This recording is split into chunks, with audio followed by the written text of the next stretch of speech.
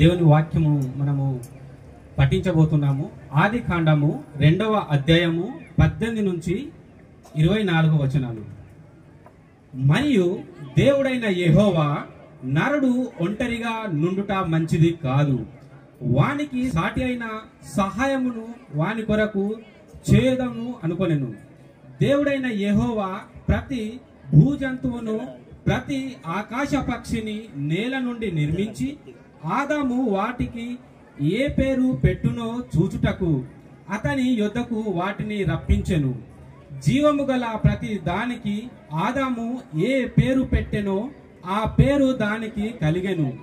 అప్పుడు ఆదాము సమస్త పశువులకును ఆకాశ పక్షులకును సమస్త భూ జంతువులకును పేరులు పెట్టెను. అయినను ఆదామునకు సాటి అయిన సహాయము అతనికి లేకపోయెను. అప్పుడు దేవుడైన యెహోవా ఆదామునకు గాఢ నిద్ర కలుగజేసి అతడు నిద్రించినప్పుడు అతని ప్రక్కటెముకలలో ఒక దానిని తీసి ఆ చోటుకు మాంసముతో పూడ్చివేసెను.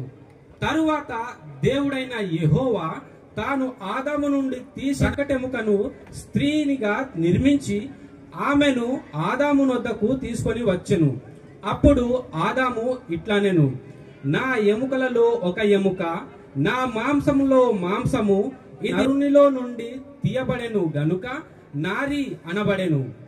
కాబట్టి పురుషుడు తన తండ్రిని తన తల్లిని విడిచి తన భార్యను హత్తుకొనును, వారు ఏక శరీరమై యుందును.